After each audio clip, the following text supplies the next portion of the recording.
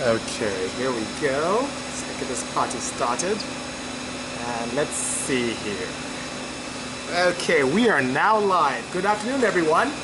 Thank you for joining us today in this wonderful location. As you can see from that beautiful sign behind me, I'm in very nice and pleasant San Dimas, California at Golden Eagle. These people, my goodness, they're like family to me and help me tremendously with all my excursions of going fast reliably. So thank you so much for joining me here on Instagram Live.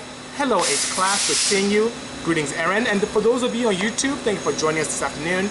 I use this opportunity every Tuesday at noon, 3 p.m. 3 p.m. Eastern, to answer questions from all around the globe, technical and whatnot. And for those of you listening on iTunes, Anchor Radio, even Radio Public, thank you for joining us as you do your daily activities. Hello Akmal, good seeing you as well.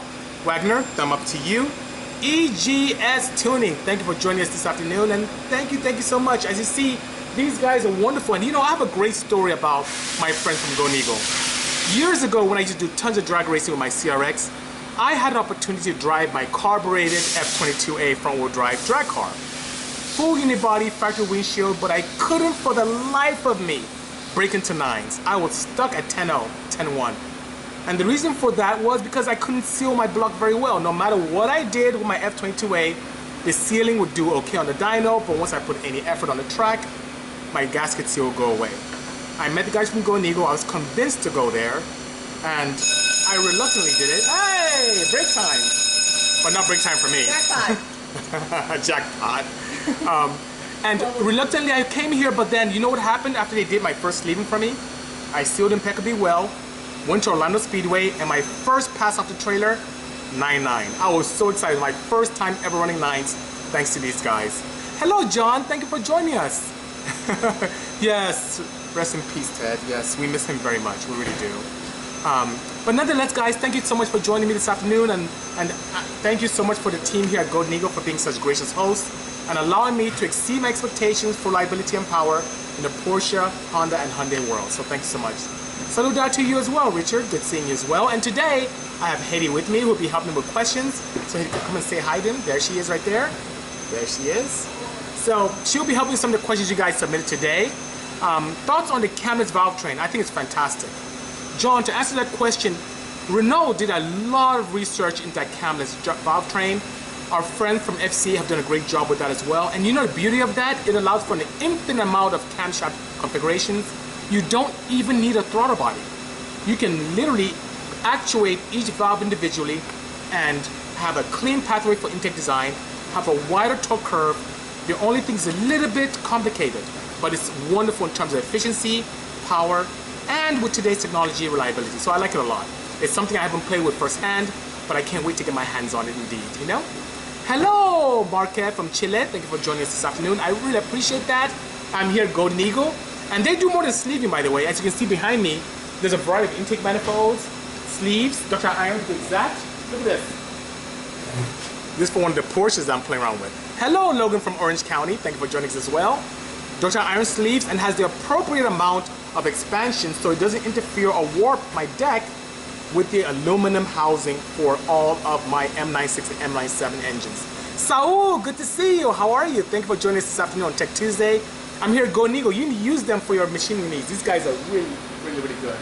And we'll get into some other items as well as we continue. So, Hedy, what questions do we have that came in? I think we had a few that came in this morning. What's the first one we have so far? Good. I'm going to move closer because people were complaining they couldn't hear me last week. No worries. Alabama Jimmy Jam. Alabama Jimmy Jam. Because I love it. I love this car, which is the car you posted on your Instagram. Okay. And he said, "What's the word on that Mercedes?" Ah, so he's asking about the Mercedes 190E. So that's next year's project. My guys here from Golden Eagle don't even know what I have in mind, but my goal is to build a proper throwback to the older, how should I say, touring vehicles of the 90s and the 80s, which I loved. I grew up watching those cars race in the 90s, so I want to kind of bring that whole feel back, but with a modern twist. So I plan on doing a proper race car, track car with that. Some very interesting suspension components as well, but it will be boosted. I'm kind of torn on what engine to use. Should I do something new with a multi-cylinder AMG setup? Or should I do something with the M104 engine and create a slew of products for that? So The latter may be the case, but it's still up in the air. So thanks for asking that question. I also saw a question come in a moment ago about the best engine swap to do on a first generation CRX. Now it depends how easy you want it. If you want something that's very straightforward, it can bolt in and give you tons of power, more than the EW1 engine, by all means you can do a D16A1, which is the twin cam 1.6 liter out of the first gen Acura Integra. Very nice power plant, some decent aftermarket support, flows much nicely, twin cam, so you have individual cam control, and you can play around with lobe separation, something you can't do with the D16 single cams. And it bolts in, the mount and everything bolts right in with the gearbox. It's a very straightforward swap. If you want to have a little bit of pain but a lot more power, K-swap. That's the way to go, because it gives you a lot of bang for buck in terms of power. Hello, composite bodies, good seeing you. Greetings as well, HPR, thank you so much. You know, Intellect says he's ordered a set of Aries pistons, and the builder doesn't measure piston. Oh, he should! Oh, come on!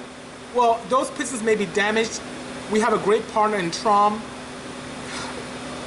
I'm really, kind of crazy right now, but I'll be more than happy to help you a little bit.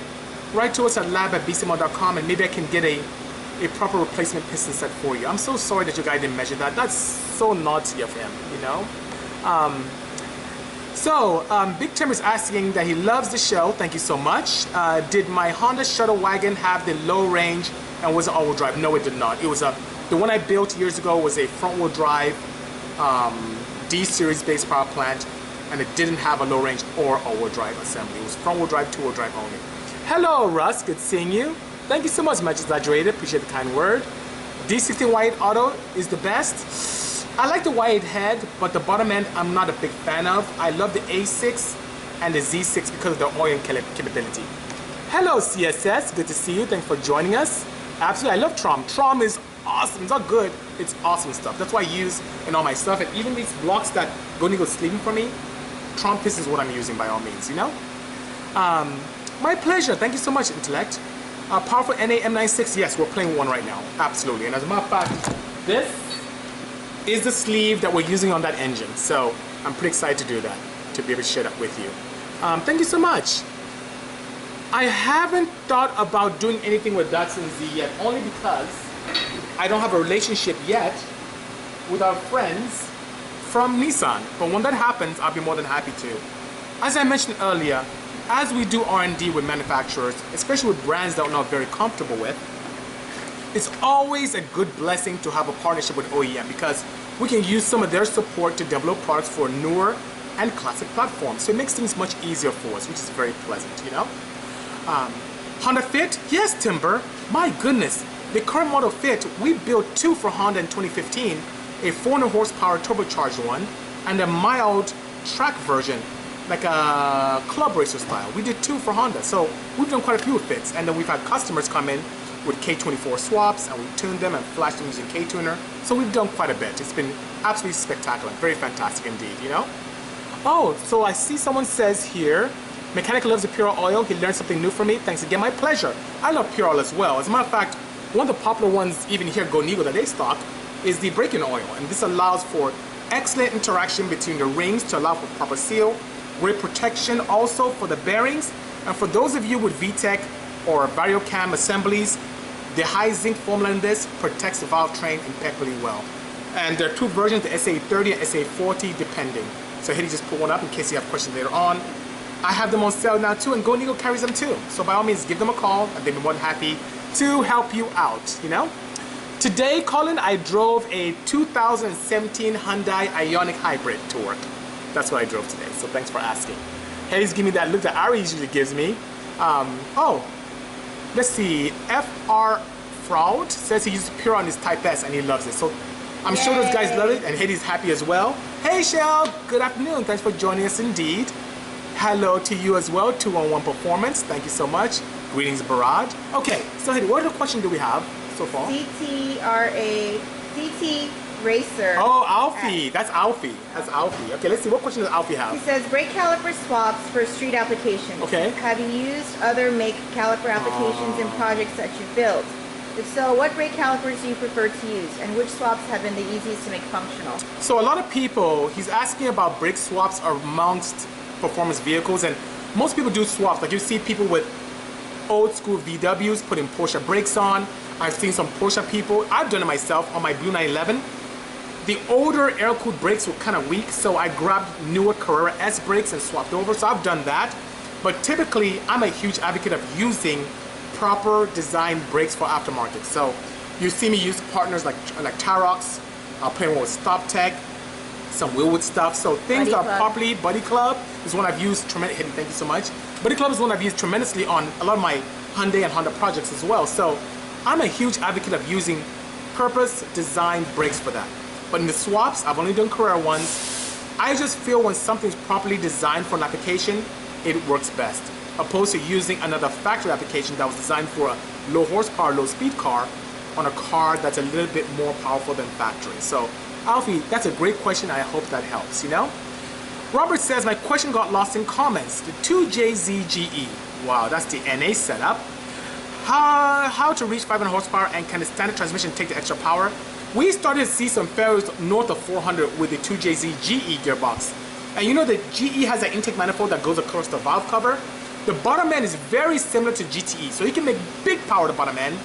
The head has a little bit of restriction, the intake has a little bit of restriction as well, but you can definitely do that by all means. You can totally do that by all means. So yes, it can be done. The gearbox, most people either reinforce it and our partners like Drift Motion can help, or you can swap over to a 6-speed from the GTE without qualms. So I hope that helps, yeah? Do I plan on doing anything for Lantra Sport engines, the 1.6 GD? No, I don't at this time. We've been doing some other things with Hyundai recently, which is pretty interesting, but I don't have the capability or time or desire this time to be able to make something of that nature. So I don't have any plans for that yet. Why the MK6? What's up with SEMA this year? Wow, it's so appropriate you asked that, and Sam is here. So Sam is one of my good friends, helps us with a ton of fabrication, very creative guy, fantastic. And he's helping us, in addition to Marvin and Andy and the whole team, putting our hands together, Sean. And we have 5 cars we're putting together. We're building a very crazy Hot Wheels project, which is kicking our butt. We're building 2 Porsches center seats. We're doing something with Hyundai on their race engine program and the Wago van. So 5 projects, 50 or so days left, not a lot of time, but we are cracking at it. As a matter of fact, I'm not even open to the public because the team and I are killing ourselves to get these cars ready, which is pretty interesting. So Sam, thanks for your contribution, and guys, thanks so much for your love, all the love you guys give us. So I appreciate that, you know? Who do you recommend to do a case swap on an EM1? He's going to buy what shop or technician, and this fraud? Now it depends where you are, fraud. If you're in Southern California, we have a good partner in Pirate Auto. So Duran is a great guy. He'll be more than happy to help you to swap, and he's very meticulous. Attention to detail is extremely important to him, so he can definitely take care of you. How are we doing questions so far, Hedy? Fox Design, etc. Fox Design, I think he's here actually. He said, what percent of wagon V2 build is completed? Decided on exterior color? FYI, 50 more days, project no sleeves. Yeah, he just said my point. Yeah, we have about 50 days, and he's asking, Fox Design is asking, how far along are we with the wagon? So, as of today, this right here is the intake manifold for the wagon. A pretty big throttle body right there. Ton of ports, another port right here for the vacuum assembly for the brake booster. Multiple ports for everything from boost control solenoid to my map sensor to a fuel pressure regulator source, you name it. I'm doing a center exit, and you can see this is a Go Nego manifold. We're having a lot of fun here. So this is where we stand with the intake. So things will come along very nicely. In addition to that, as of today, physically with the chassis, a proper cage is going in. So all the mock-up is done. I would say on the turbo side, yes, it's going to be boosted. On the turbo side, the entire hot side is completed. Intercooler is mounted. I cannot do the cold side until the manifold is done here, which should be any day now. And we'll have a full, yes, a little bit more than the last one, 6-point NHRA cage in it, which is pretty exciting. So thank you so much, Fox Design. As far as that question, we're on track a little bit with that. I'm hoping it stays that way. Gigs93 says, hi BC, much love from South Africa. Thank you so much for joining us. Watch an old vid with me and the 700 horsepower shuttle. and I'm building another one by all means. I was rocking the frosted tips. Yeah, I had a frosted tips there. I don't have that now. The hair's all shaven down now. But yeah, I had a little crazy frosted tips at the time. But we are building another wagon, a version 2, as Fox Design just mentioned. Bigger, better, faster. Hello, Aden Good from across the pond in the UK. Oh, another UK car and mechanical. Thank you for joining us all the way from the UK as well. Let's see. Jolt says, does the Acura C35 and J35 share the same transmission bolt pattern? No, they do not. C series and the J series are a little bit different. If you're going to combine those engines, you need an adapter plate and a custom flywheel or something along those lines. So we don't have that yet. Hello, CY from Malaysia. Thank you for joining us. Appreciate that. Fox, asking about the color. I am partial to blue. There's a BMW blue that I find extremely appealing. Yeah, I heard some noise back there, so forgive me, guys. But there's a BMW blue, that Minerva blue. I like that a lot. But I may leave it up to you guys to see what color would be good. Should I do a red, a yellow, a blue, a white, a black, a cream? What should I do? But I think a blue is nice. I like to give really homage to my first Honda, which is my blue CRX. But something a little different, which is pretty nice. My pleasure, sir. Thanks for the kind words. Composite Bodies is asking what engine. It's a big engine, just a little bit bigger than what I had before the D16. That's all I can say. I don't want to give too much away. But those of you who are clever, who've seen some of my fabrication work on my stories, may know, you know. San Marino Blue, that's a nice color as well. Absolutely. Wow, that's pretty good. Mark 1 wagon, I'm not familiar, I didn't go with that quicker blue. Blue chrome? Oh no, I don't like blue chrome at all. But thanks for sharing that indeed, Wanderer. I appreciate that, you know. K20, not a K20. I don't even think, I can put out probably 7 guesses here, but I don't think people get it. I can say that what could I throw? Let me say that the engine code ends with a 3. Let's say that, okay? I've already given up way too much. ZC all-wheel drive, not a ZC all-wheel drive. Electron Blue Pearl is a nice color, Jay. That's good suggestion. Good suggestion indeed, you know? Got your hood open? You may remember I was asking how to open the focus. I do remember that. Good. How did you open it? Let me know, because I was going to send you to our friends in Carson from Mountain to help you with that. But I haven't played with focus, so I wouldn't know how to do that, you know? The blue from original wagon was a bit of a custom one, but I want something that is not as metallic. Maybe something a little softer, which would be really nice. H23, no. Good try though, Composite. Okay, what other questions do we have, Hetty? About Puro? Yes. Yes. They said, what is the best recommended weight for a Volkswagen Jetta? It depends on what year. So most Jettas recommended 10W40. We have 540. So the Puro Elite 10W40 is great. And the one thing about Puro's combination is that their formulation is very, very stable. Extremely stable in terms of shear stability and chemical resilience. And because of that, if an engine calls for 530 or 1040, 530 or 1030, you can use their Puro 5W30. If it's 520 or 020, you can still use 0W20 Puro. It's something I use in all my applications, and I see great protection, cooler temperatures, and a little bit power, which is always a great thing as well, you know? Can you also, Bisi, talk a little bit about a lot of questions that come in about the range? Because some people are like, I wanted to use like a 1060, but that difference or gap in numbers, can you talk about why that's not beneficial to... Okay, sure. So Hetty's asking me if I should talk about, she gets this question a lot, why is it important to have an oil that has a narrower range opposed to a wider range? Why would you not want, for example, a 0W60? Why would you not want a 040? Why would a 10W40 be better as an option for a 0W40? And that's actually quite simple. To have an oil perform in an engine, it has to be able to have a very nice pour, meaning much lower viscosity to allow for easy starting when the temperatures are cold, and then give you the protection of a thicker viscosity when the engine is warm. So how can you achieve the opposite of what physics and nature does for us? Because when you get a viscous fluid, in normal nature, if it's thick, let's say syrup, when you heat it up, the molecules expand further, things tend to get farther away from each other, and it gets less viscous. Ice is even a solid, and you heat it up, and it changes its phase into liquid. That is the same thing that happens with viscous fluids, and it's what happens in nature. Now, with oil, you have to do something very creative to make that happen in the opposite manner, where when you heat it up, it becomes thicker. It's a compound known in the industry as a viscosity modifier. So viscosity modifiers allow you the opportunity to heat up and make something thicker as the heat increases. Now, what is the bad thing about that? Viscosity modifiers break down easily. Hello everyone, I see you guys waving. I appreciate the kind words for that. Thank you so much.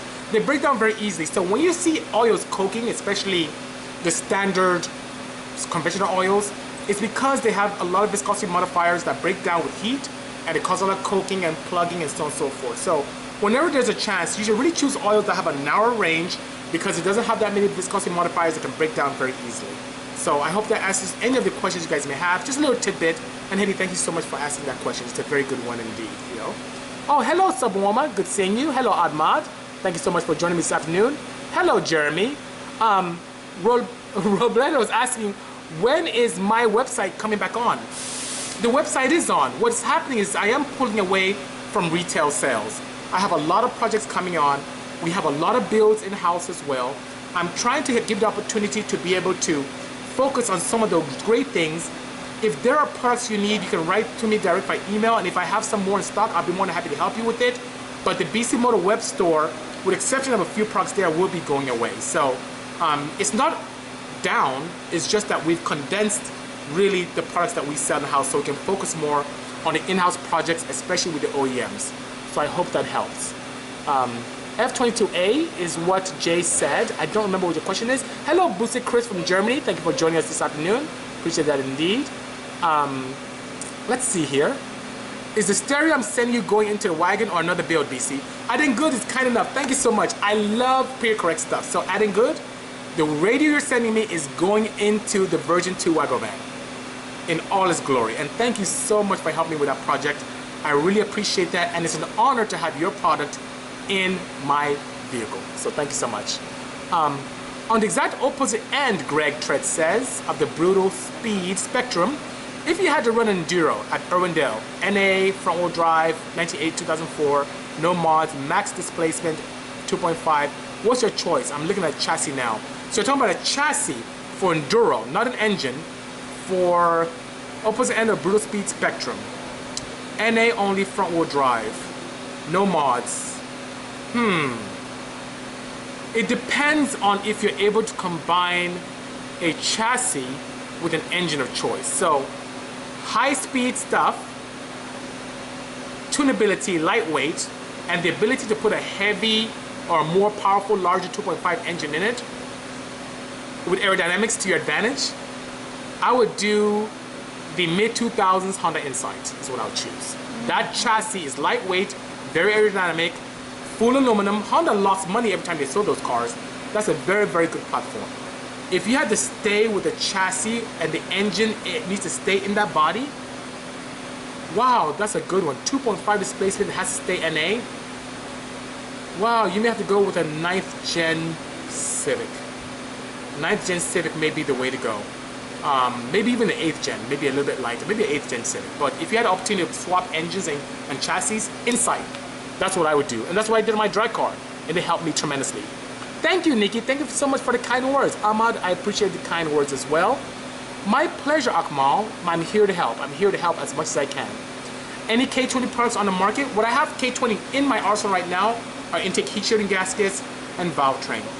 We also have the capability of designing pieces for you, so that's what we have. Above and beyond that, I don't have any other components in-house to help you as well. Then I have partners here like Golden Eagle. They have intake manifolds, sleeving services, and of course our friends from Pure Oil can protect your engine very nicely, which is pretty cool. Hello, Turbo to Go. Thank you so much, Austin. Oh, my pleasure, Schmuck. I'm here to help. I am here to provide information really for free because I made mistakes growing up in my builds and I had no one to lean on to or help point me in the right direction. And the forums are full of misinformation. And I'm here to, dare I say, dispel a lot of those myths, to help with my experience to help you become better builders, better tuners, better educated enthusiasts, so you can enjoy your products better and make the right choices. I think also to give back. I mean, back in the day, you referred to like Smoky Unix books yes, and stuff like that, but there's so much misinformation on the web now. It's really hard to find reputable sources. Where do you go? Forums?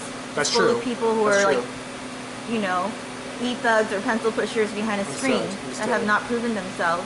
Yeah, guys, for those of you who may or may not hear Hedy, what she's saying is that it's very challenging, especially nowadays where there's so much misinformation on the forums. Back in the day, I had books I could read from David Vizard, A Smoking Eunuch, and it taught very good concepts. But today, there's so much misinformation with people on the internet. Even when you ask a question, as you mentioned, you have these e-thugs or keyboard warriors who really don't know much. And sometimes prestige is based upon post count. I'll tell you guys something. If someone has a lot of time to post online, they are not working on cars. They're not figuring things out. You don't learn sitting on a keyboard, putting up posts. You learn by being in the field, experimenting, trying things. So it's my way, Hetty's right, of giving back, which is absolutely fantastic, you know? My pleasure. Thank you so much, I did good. I appreciate the kind words indeed. Thank you so much. Let's see here. Greg Treads, it's all stock. So if you're asking about the same car, if it's all stock, yeah, you may want to do an 8th gen. That would be the way to go. That would be the way to go and do it.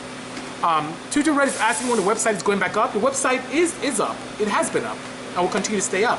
I'm pulling away from retail sales is what's happening. So if there's certain items you still need, write us the email. If I have some in stock, I'll be more than happy to help you. But I need to be able to help you guys more, doing more research and building more builds in-house for some of the big OEMs. My demands are starting to shift that way and a little bit away from, you know, the smaller products on the website. So I hope that helps. But I can still point you in the right direction and lead you towards my partners that can help you. So, you know, if it's something I don't carry anymore, I can point you in the right direction, but you just won't have the capability of buying it directly from our site anymore. My pleasure, you know. I think Good has, okay, serious question. When sleeving a block, would I use a block guard as well or sleeve it? This is a road car. No block guards. Hetty's already answered the question for me. Yay! Jackpot! No. It's not stack time. That's $1 million question. The guys here are coming up from break and Hetty says, I didn't, that's $1 million question. But nonetheless, I've never been a huge advocate of block guards. Only because some of the older block guards, when you press them in, they tend to distort the sleeves up top where you need it to be round as possible at operating temperatures. Now there's some very unique systems that exist now, but the standard press in that you just buy and push in, no. When it gets to the point where I need better reliability, where I need to be able to make more power reliably, I go for Dr. Iron sleeves. And what I like about the ones from GoNeGo here is you see this aperture right here, this gap right here? That allows for liquids to still sit up top where cooling is most critical. This is the hardest part of the sleeve, and you still want some kind of heat exchange to happen there. And you see these holes here? These allow for good stability. Those open sleeves, I've never been a big fan of them. They tend to vibrate and break gaskets. That's the problem I had years ago with my CRX. But when you have something like this, where you have these buttress sleeves that give stability to the sleeve and allow for high RPM, high stability, high vibration stability, you can't go wrong.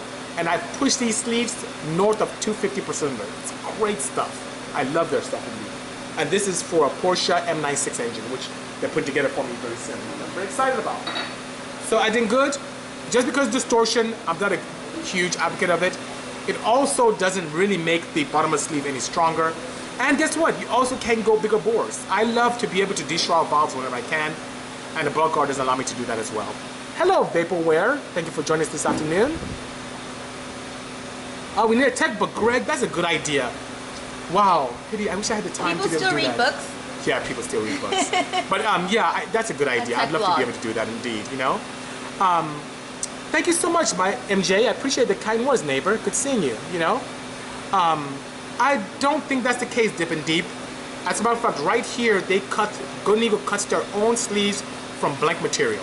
And what I'll do is, I don't know if they'll allow me to show you guys, but I'd love to be able to show you guys how they have literally bar stock, cut the sleeves, bore it, and machine it themselves in here. So they don't buy it from somewhere else and try and press them in. Not this company, not at all, you know? That's one of those misunderstandings and misconceptions I talk about, you know? Thank you so much, Turbo Wax. I appreciate the kind words. I'm here to help. Thank you, 2110. You know, books about engine building. Let's see, engine building itself. I had a lot of concepts from David Vizard on how to build horsepower volumes 1 and 2, but there's nothing like hands-on experience. So my biggest, I would say, gain above and beyond watching videos and reading books was to have someone who's an experienced engine builder show me the ropes using precision equipment. So I don't use plastic gauge. It's just not extremely accurate. I'm a big advocate of dial bore gauges using precision equipment that I tend to calibrate very often in a climate controlled clean room. So that's how I build my engines. Having reliable engines from my facility is not magic. It's really paying attention to detail and doing things right. Hello, Zach. Thank you so much for joining this afternoon. The biggest BS I've seen on forums, wow, there's so much. Oh, God. I would say the biggest BS is when people attack others for asking questions. If someone comes in, no matter how minuscule the question is, the answer is not to curse them out. The answer is not to, how should I say, tell them to go do a search. Help them out. The second BS is where some people say that imitation products are better than original. That doesn't make any sense at all. You can't knock off something and make it better. It's so stupid. But anyway, number one BS is from that is what people say to people who really genuinely have questions and they And then them. a lot of times these people come in and they have not proven themselves. They probably don't even own cars, and they make these false accusations and claims about those who've proven themselves. That's like one of the hugest misnomers and the most annoying things ever on forums. So what Eddie's saying is, maybe because of the experience I have, not only myself, but you have people like 21 in the Honda world and Chris Rado. A lot of us are very experienced when it comes to designing components and building fast cars. And people who have no experience at all, some of them don't even have cars, attack us and say, no, that's not true, it's not possible, you know what you're talking about, with some success. Why? Because some of them have high post counts. Once again, high post counts doesn't mean that you know what you're talking about. It means you have too much time to be on the computer instead of working on cars and figuring things out. That's just my cup of tea, you know? How do you put and polish your head in doing my white head? Well, that is a very interesting question. Jackpot! They say $1 jackpot. million question again. So you might have won something. Anyway, if you have to ask that question, wow, it's better that you have an experienced person do it for you. Just take it to take it to a head porter. Instead of He says asking- take the head porter. Instead of My answer is this. Head porting is both a science and a black art. So you have to be able, I say science because you have to increase flow to make more power. I say black art because you don't just blatantly increase flow, because if you put too much flow in, you know what happens? You lose velocity. There's a fine line between that. Plus, your head has to flow appropriately for the type of activity you're doing. A road race head is not the same as a full-blown drag head. A head optimized for turbocharging isn't necessarily the ideal head for mountain climbing for Pikes Peak. So it depends. It also takes years of practice and experience to be able to do it by hand properly. And even those who do it by hand properly many times nowadays for consistency rely on CNC machining. So the way to port and polish, if you really want to learn, is to become an apprentice at a facility that has done it very well. Places like Portflow, our friends like East and I'm trying to remember the name of the gentleman who bought wheels from us years ago. Our Springworks wheels. We used to sell him tons of wheels. And he has a place in Chicago, Illinois, does a lot of head work. But to get experience from someone there, and if you don't have that experience, please send it to a reputable shop. There are many around here in Southern California. There are many around the country. There are many around the world who can help you, right? to help you. No, I was gonna say four piston. Look for four piston. Can help you as well, you know? Good guy. How do I go about choosing the engine and chassis that I want to modify? So Sikila, that's a whole topic to itself. I can spend an hour doing that, but I typically go with projects that I have interest in. So I know, starting from the engine, that the head is really the basis for making reliable power. So any ports that are very small, I tend to walk away from, that flow poorly, that look not as ideal because they has rapid turns. I love the ports that you may see on a newer K series. I love what you see on the F22A, on the Porsche M96, M97. I love starting with the head port. And when I see a port that is very attractive, a high roof, straight shot into the combustion chamber because of its propensity to the back of the valve, when I see a nice cross-sectional area, that's where I start. When it comes to chassis, I kind of take it two ways.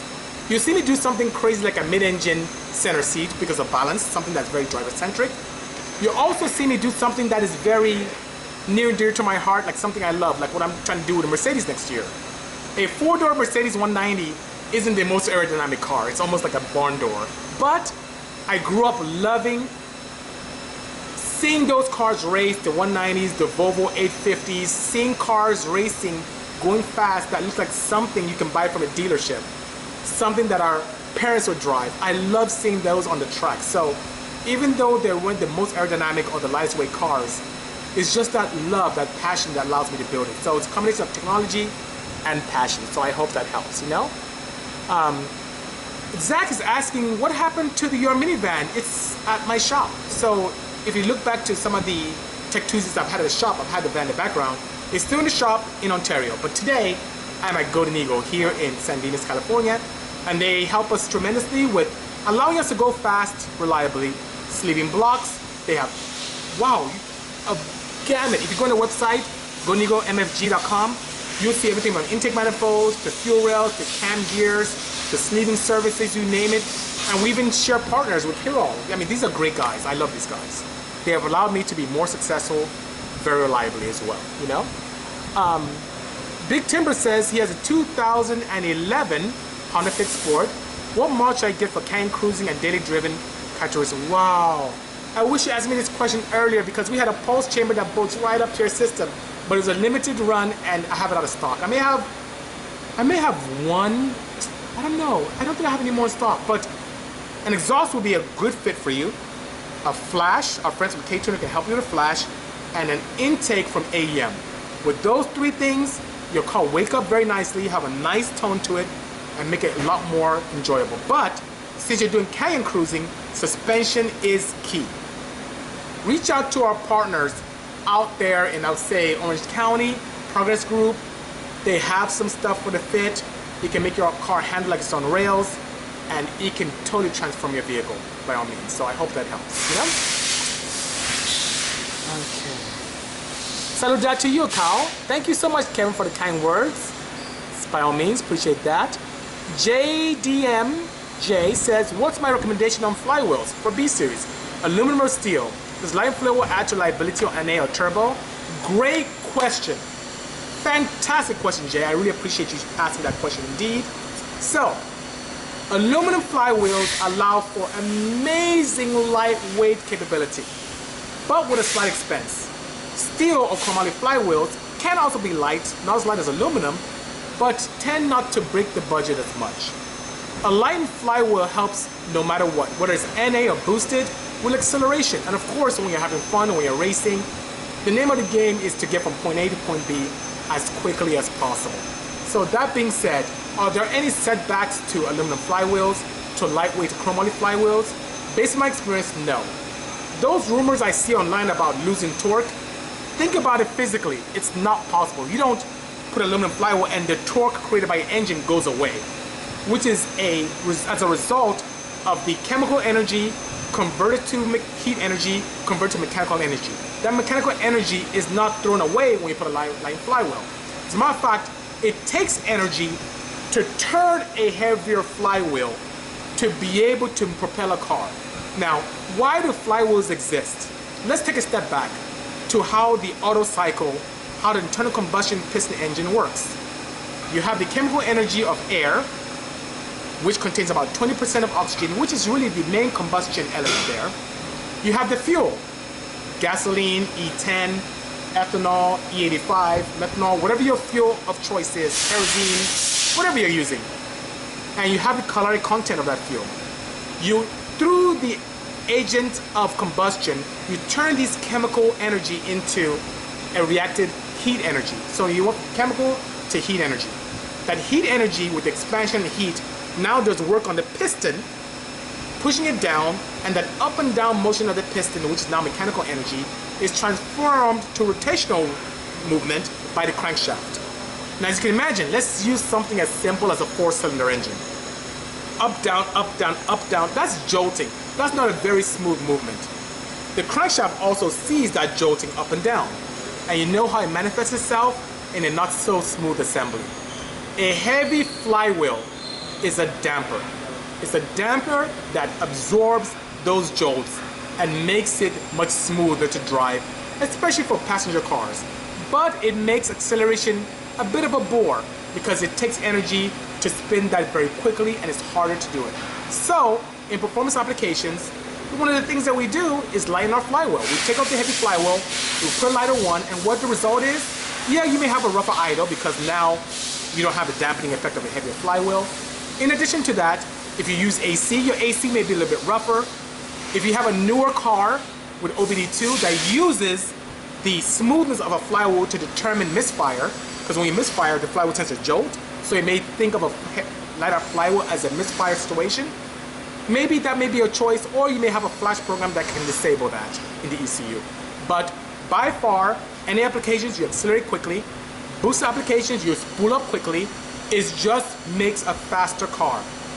As also it makes it a faster car, it also can decelerate fast quickly as well. So it moves up quickly RPMs. When you let off, it can fall very quickly too because you don't have the momentum to keep it spinning. So I like my flywheels. If you look at the flywheel on my inside, not only is aluminum, it has windows in the back to lighten it more. I have a 6.5 pound flywheel in my race car, and I love it.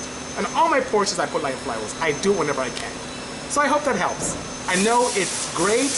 It doesn't affect reliability. It doesn't take away from it. It allows for acceleration, and it's a wonderful thing. Just a little rougher idle, especially with AC on. So I hope that helps. It doesn't affect emissions too, which is pretty nice. Thank you so much, Jeremiah, for the kind words. Appreciate that, you know. How much for a build sleeve B16 block? I should ask Bob that. Is Bob around? Let me see if I can go find him. So, Akmal, hang tight. I'm gonna grab Bob. He's the general manager here, and I'll ask him what he charges to sleeve a block, a B18C, which is a GSR. And for cams and internals, I love my guys from Webcam. They can help you tremendously with the camshafts. For internals, definitely we have access to rods. You can use Eagle rods as well, and definitely steel, since you're going to be road racing. And above and beyond that, for pistons, Tron. But Bob, come join us. So guys, this is Bob. He's a good friend of mine. Come on in. There you go. Don't be shy. So Bob, Akmal here is asking, how much for a built sleeve block B18C? About a built one, you run you about $4 grand. $4,000. See, that's not bad for liability. And what does he get for that $4,000? What does he get? You get the sleeves, you Sleeve get the block. build, blueprint, balancing, Very nice. new internals. So if you want to go with some high-grade Carrillo rods, it might run you into the 4,500, 5,000 range. But you get a fully built block that's balanced and ready to go. Very nice. So $4,000. Guess what? All you do is they submit their own core, correct? Yeah. Submit your own core, and what you get back is a beautiful package, nice box, sealed properly, ready to plug and play. Of course, you have to put your own accessories on.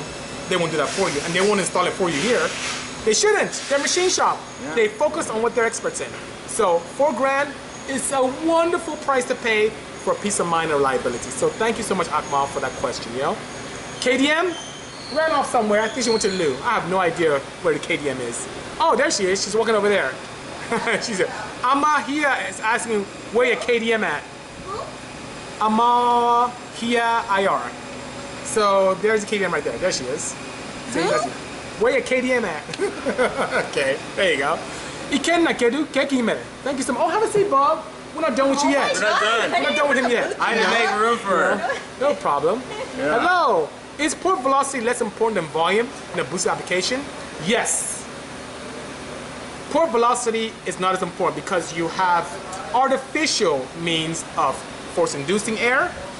Bear in mind that port velocity is extremely important at atmospheric pressure. We're at 14.7 psi as we speak. That's why Bob's lungs are filled with air right now, and mine are too. He feels the pressure on his arms. A lot more air here. A lot more air. It's because we have atmospheric pressure, and since we don't have artificial ways of doing that at sea level, we have to rely on the velocity to get the filling of the cylinder. So, but when you're force-inducing, it's not as important. But you know what happens?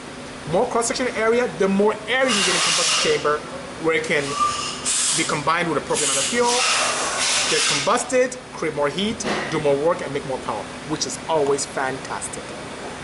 Where's the Waggle Van wheel? Kappa, you are late. I talked about the Waggle Van build, and this is a bulb with some same bulb right here. This is the intake, center feed for better distribution to all 4 ports. I can't tell you yet what the engine is. It's a surprise. He knows, because he designed this intake manifold for me. But, as you can see, center entrance. Bob was kind enough to give, thank you so much, Bob. He was kind enough to give me a port for my vacuum system, and multiple individual ports for my pure pressure regulator, my blow-off valve, my wastegate actuation, because I love doing boost control very nicely. For some of my gauges as well, in case I get very greedy with needing more ports, he gives me more than enough than what I need. So, thank you, Bob, for this. He said he'd come back this afternoon and pick it up, which is very nice of him. All right. Get it ready. Let's get it ready. Okay, so right now the wagon is getting caged as we speak. The cage should be done in about an hour and a half.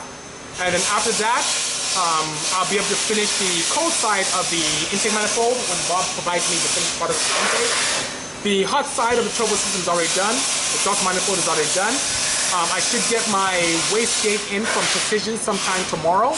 And then we can finish the exhaust piping. And then by next week, Tuesday or Wednesday goes to paint. That's where we are. So you made me say it again, but that's where we are.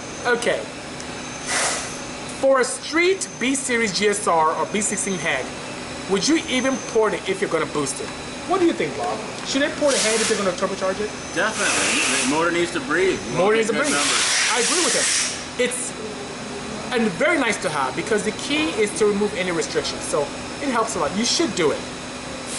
If you plan on doing very low horsepower applications, you don't have to, but you can make more power with less boost if the head flows better, you know? Do I still build parts for the D-Series? Well, I may have a few more left, so if you need something, let me know. But if you remember my Waggle van, I had a Golden Eagle intake manifold, and my fuel rail was from there as well. So if you need anything induction-wise, sleeving, they sleeve the block for it as well, they can do it. Camshafts, I may have a few level X's, level 3.6's, or level 2.4's left over. But like I said, our focus now is to build project cars for the major OEMs and to help my partners grow as well. So I'm pulling a little bit away from the retail sector. So I hope that's not a big inconvenience, but I can still point you in the right direction, and my guys like Bob over here can help you source parts without qualm. Dr. SNL asked, can you powder coat an intercooler? Sure, you can powder coat it, but you will reduce the efficiency of it.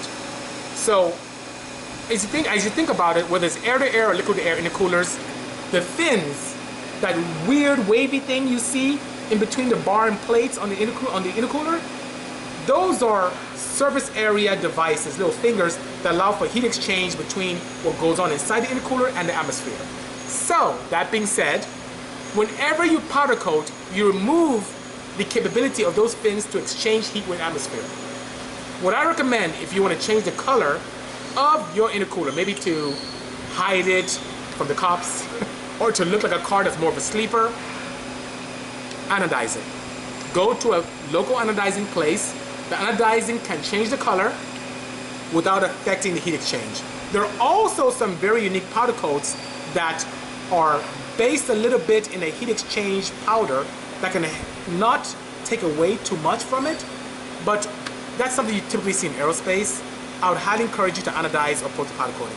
It will reduce the efficiency of your intercooler. And I've seen that based upon experience, you know? Okay. Oh, I'm down the street, let's do lunch. Ooh, Kappa, I have to run to the shop. I'm so behind. After this, I have to go pull cars out of the trailer, put another car in, and drop one off and pick up another one. I'm kind of crazy, so I'm sorry. Maybe next time I'll take a rain check. I cannot leave and have a good lunch with you. So sorry. What's your favorite Honda block to play with, and what's the easiest build good power cheaply on? Okay, my favorite Honda block to play with, I love the F22A.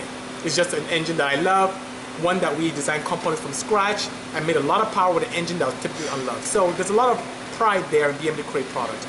Now, which one do I think is the easiest to build good power on? The K-Series.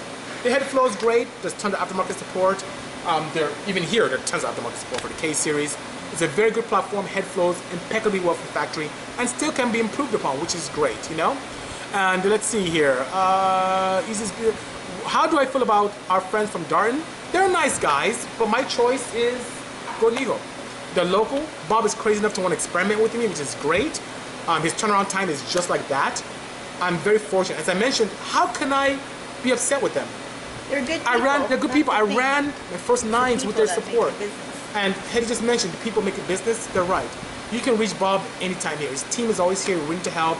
Sherry's here. You know, Sherry's here. It's just great. Great people. And they care. They invited me here to come here and talk to you guys. And they've been so nice. They gave me a nice bottle of water. Smart. So nice. I'm not even supposed to show the brand, but you know, thank you so much. But it's good. It's good. So King, that's a good question. Thank you so much. You know, Gallo 12 or Gallo 24? I don't know what that means. Gallo 12. Diet. Gallo 12 or Gallo 24? Can you elaborate? I don't know. Please do share what you mean by that, Lenin. He doesn't build cheap power, bro. Dip and Deep, you're right. I don't build cheap stuff because cheap is not good. You know what they say in the industry? 3 things: reliable, fast, or cheap. Choose 2. So if I choose reliable and really fast, I have to invest in my project properly. If I do fast and cheap, it's gonna blow up. If I do cheap and fast, well, I just said that. I just said that. But if I did cheap and reliable, I'm not going anywhere. So it's just the nature of the thing. You cannot eat your cake and have it too. I'm a huge advocate of saving up. Bob just mentioned if you want to block $4 grand, I'd rather save my pennies, give him $4,000 US, and get a block that I can enjoy for years, than try and Mickey Mouse a stock block or knock in some kind of guide in it around the sleeve, and then try and get some cheap Vitara piston. Don't get me started on Vitaras. You know me. I'll start going crazy. Oh, yeah. You blow up and you build it so many times and you end up spending 10 grand before you know it. We could have done it right the first time, you know? That's what's So wrong. Dip and Deep, you're right. I don't do cheap power. I do reliable power, and if I don't have the money, I save up and do it right. Dark Ray is laughing, you know? Thank you so much, 22. I appreciate the kind words. Did you talk Thank about you so your new much. shirt design or no? Hey guys, let me know. I'll ask about this. Is my new design about drag race, my throwback to Bisimoto and turbos and tuning and so on and so forth. I'll put up some. Let me know what you think. I'll put up a photo when we leave here in front of this beautiful table, and let me know what your thoughts are. Because if you guys like it, I'll put it up as a limited edition. This is just a sample that my good friend Mike, the gentleman racer, made for me, which is such a nice thing. KMX said I should do seminars. What do you think? Should I do seminars? Why not? I said, why not? Bob is supporting me. I don't like when he says that because I have to do it. But you know what though? Like, can I chime in real quick? Uh-oh. Hetty has to chime in now. You know what though? Like, You know there's a camera here too. You have to come in, Hetty. Because oh my. okay, I'm coming in. Okay, she's coming in. You know what though? Like, I think one of the most important factors that people miss out with this whole thing is the fact that the experiences that you've experienced that you don't share. And that's so valuable for people who are not only passionate about cars, but as they're struggling or going through things in life and as they're building themselves to where they need to go, like the tenacity, the work ethic, the hours you put in afterwards, it's not all about just fast Porsches and cool cars.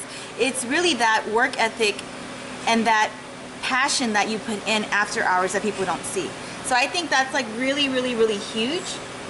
As in, you should probably, I don't know if your fans will like it or not, but I think you should really like chime in on that stuff, because people are human and they all go through things, and it's like they see the good part about, you know, like the life, and then we have these cars and we have like TV shows, but at the end of the day there's a lot of hard work that was put into it. So I think like you should also give spurts of wisdom and advice to carry people through the week as you do Tech Tuesdays. Just my 2 cents. Bye. Well, everyone's giving you a thumbs up. They're saying preach it, girl, preach it, Hetty. A guy just said build his Miata for him. So I'm getting a lot of, well guys, Hetty's right. I don't share these things because I don't know if they're interesting. But because, you can you know, like help people that are probably like, they look up to you. I don't want to scare people too because I'm a bit of a workaholic, like this one here. But I'd be more than happy to. I mean, You know, guys, tell you what. Say knowledge is power. I will put up a post. Let me know if it's something you'd like, and I'll combine the two. Hetty, that's a great suggestion. Yeah, But to help I want to do people. it to help you guys. I mean, I do the car stuff because I know that many of you have asked me for it. But if you are interested in my day-to-day and what got me to where I am and the blood, sweat, and tears that I go through daily to make things happen, I'll be more than happy to share that. I'll be more than happy to share. I don't want to scare you because it's a lot of work. Oh, Dad said TED Talk. That's Daryl from the UK. What, you changed your screen name to Pro he's Pro Phoenix. Wow. Yeah. So thank you so much. Hetty, that's a great suggestion. Yeah, but that's life. You know what I mean? Like, about that, Bob? that's the Sounds woman's like a lot of touch. fun. People have time to listen to other people. It'd be great. You have a lot to share. I do have too much to share, You actually. have too much to share. His life struggles are This thing do a seriously. TED Talk. Yeah. His life struggles are seriously very, very, very interesting. You can't think. That's why when you talk about like reliable power and working through it and stuff like that, like that's all of the combination of things that people endure that builds their character. And so that's why he gives you advice when it comes to cars and stuff like that, which I think people really, really, really should hear, because that's what keeps you going. That's the motivation you need in life, especially nowadays that it's filled with so much fluff and BS, but this is somebody who's proven himself.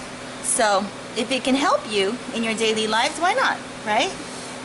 Don't you think? Thank you so much. I'm getting all these comments of, you know, Kevin said, oh, Heather, to you, by the way. Whatever, Chris. People saying they'll love to hear it, to write a book. I appreciate the kind words, guys. I appreciate the support. I just didn't know. I just thought technology is all that matters and it's all you guys want to hear. But I'll be more than happy to share. A lot goes on above and beyond building cars. And even here, I mean, you should see how I open doors when I come here. It's like some minor stuff. It's like my vacation every time I come here, which is pretty nice, you know? And it's more about life, you know? It's not just about all of that stuff. Thank you so much, guys. Agent Fab says, any tips for a fabricator that builds his free time but wants to someday go full-time with a small business? Build performance car for Volvos. Thank what you do. So I do have advice for you because the Volvo is a very niche market, very nice one, but you should expand a little bit into other marquees and not limit yourself to one particular brand, and that can help tremendously.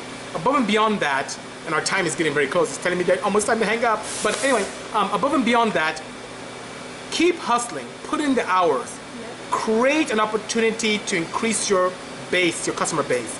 Partner with popular people and allow them the opportunity to promote you. It doesn't matter if you have to give away a roll case for free or a turbo kit for free. Do it so your name can get out there, because in today's world, word of mouth, interpersonal interaction is everything. And if you're not very focused on social networking, you need to do it. You need to focus on the Instagrams, on the Snapchats, on the Facebook. That is the way of talking. This is what we have here, this phone that says Racepack on it. This is the communication medium of today. This is the newspaper of today. This is the television of today. People don't watch commercials anymore. They pay attention to this device. And that's where you need to focus your time as you continue to partner with great people. That's the way to do it. Keep in touch, and I'll be more than happy to hear about your journey as time progresses.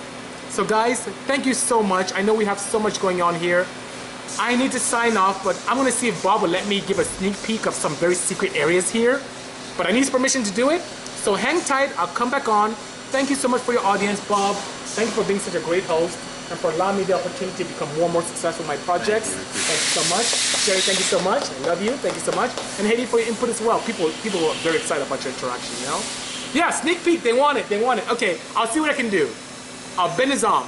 Or we'll arm wrestle for it. Something. Okay. Thank you so much. Take care, guys. Say bye, Bob. They're saying bye, Bob. Take care. We'll see you there. Take care, guys. Have a good one. Cheers.